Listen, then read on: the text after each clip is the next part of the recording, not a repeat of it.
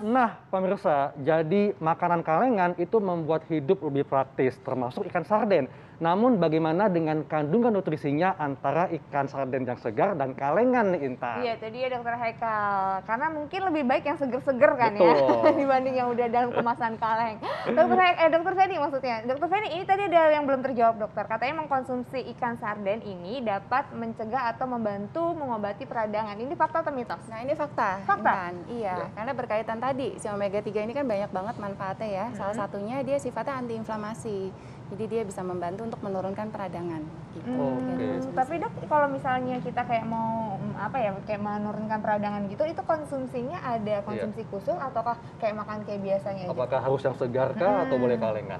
Nah, sebenarnya yang bagus yang segar ya. Tapi kalau dari bahan makanan memang membantu ya Intan. Tapi kalau misalnya memang kita sudah ada terjadi inflamasi, memang harus dibantu dengan obat-obatan mungkin ya. Jadi memang direkomendasikan untuk mengkonsumsi ikan minimal 2 hingga 3 sajian per minggunya, itu minimal. Ya, mau lebih boleh. Jadi menurut saya mungkin dalam satu hari mungkin masukkan ikan dalam menu makan 1 kali sehari gitu.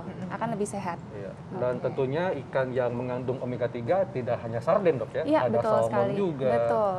Jadi segala macam ikan sebenarnya tinggi akan omega 3. Ikan laut, Dok ya. Iya, jadi banyak banget orang yang menganggap omega 3 ini hanya ada di ikan salmon gitu ya. Padahal ikan salmon mungkin harganya cukup mahal. Jadi banyak ikan-ikan lain pun dia tinggi akan omega 3.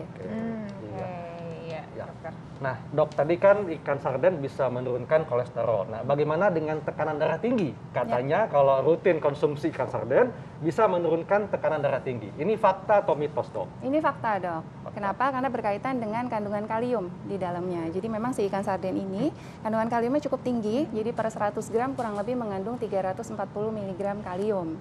Nah, seperti kita tahu bahwa kalium ini dia sifatnya untuk relaksasi atau melebarkan dari pembuluh darah gitu. Jadi membantu untuk menurunkan tekanan darah. Selain itu, si omega 3 balik lagi si omega 3 ya pada ikan sarden, dia membantu untuk elastisitas dari pembuluh darah kita gitu. Jadi memang sangat baik sih untuk kesehatan jantung kita. Iya. Dok, ini kayaknya masyarakat penasaran, Dok ya. Kalau kita mengkonsumsi ikan sarden yang kalengan, ini kan sudah ada bumbunya. Ya. Nah, ini baiknya apakah boleh dimakan langsung kah atau tetap harus diolah dulu, Dok? Ya, jadi sebenarnya kalau ikan sarden seperti ini, dia kan sudah melalui proses pengalengan ya. Iya. Jadi memang prosesnya itu sudah pemanasan suhu tinggi, di mana tujuan pengalengan ini kan sebenarnya supaya ikan tersebut awet, bisa dikonsumsi dalam jangka panjang, kemudian bakteri-bakteri di dalamnya juga mati gitu. Nah, kemudian dia mengalami proses sterilisasi gitu. Tapi kalau saya sih, kalau makan ikan sarden yang kalengan, saya biasanya saya masak lagi. Biar aman ya. Nah, tapi ya perhatikan juga cara pengolahannya.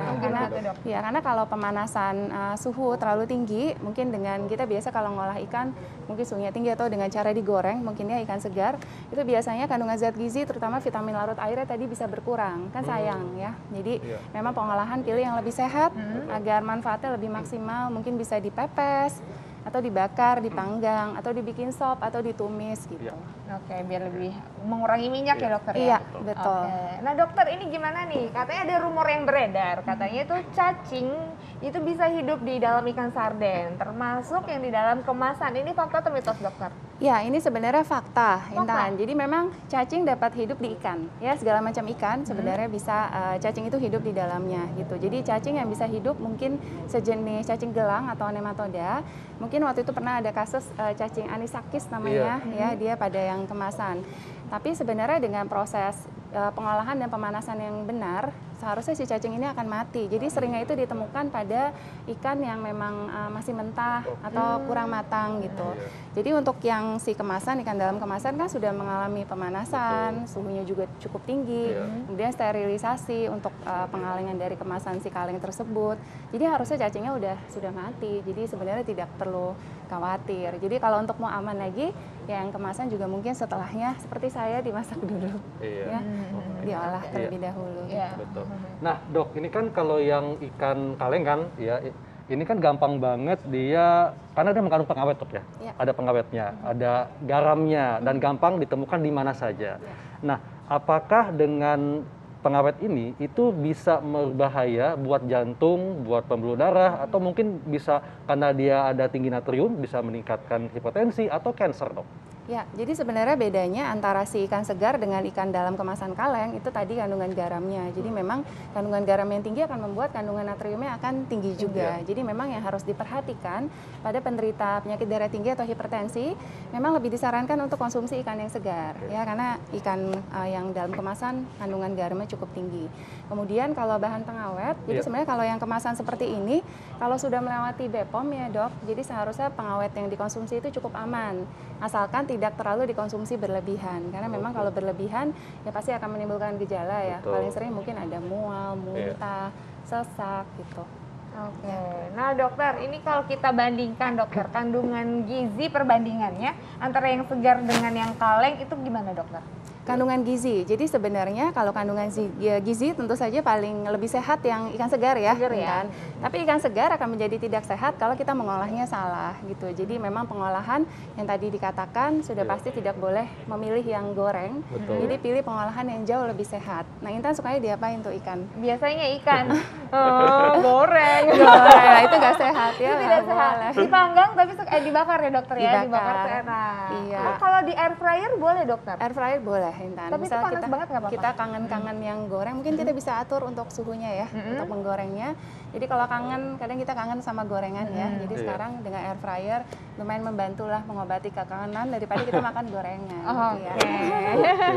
Dok, tips dok untuk masyarakat ini supaya masyarakat yang suka mengkonsumsi sarden baik yang segar maupun kalengan tetap bisa mendapatkan manfaat gizinya dan tentunya terhindar dari hal-hal yang tidak diinginkan. Silakan. Oke.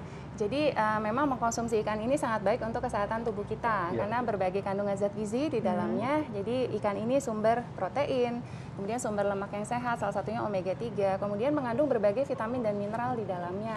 Jadi ada vitamin A, vitamin B, vitamin D, kemudian mineralnya ada kalsium, fosfor, ada seng, selenium, zat besi, magnesium, tembaga, itu banyak banget. Sehingga sangat baik untuk kesehatan tubuh. Disarankan untuk konsumsi ikan tadi 2 hingga 3 sajian per minggunya. Perhatikan juga proses pengolahannya, harus pilih yang sehat. Dan satu lagi jadi catatan, mungkin untuk ikan sarden ini dia ternyata mengandung tinggi akan purin. Apa namanya intan purin. Jadi harus hati-hati mungkin konsumsinya bagi yang menderita asam urat tinggi gitu. Jadi mungkin bisa memilih jenis ikan yang lain banyak banget ya dok. Setuju, gitu dok. yang mungkin rendah akan purin. Jadi intinya jangan lupa untuk makan ikan. Kalau nggak makan ikan, akan ditenggelamkan. Kata Bu Susi ya. Terima kasih dokter. Nah, dokter Haikal, kebetulan hari ini adalah Hari Donor Darah Dunia. Dan kita akan membahas nih dokter Haikal. Nanti ternyata donor darah itu banyak sekali manfaatnya dokter. Dan orang-orang apa saja yang boleh dan tidak boleh untuk mendonorkan darah dokter Haikal. Penasaran? Nah, kita akan bahas sesaat lagi, tetap di Hidup Sehat.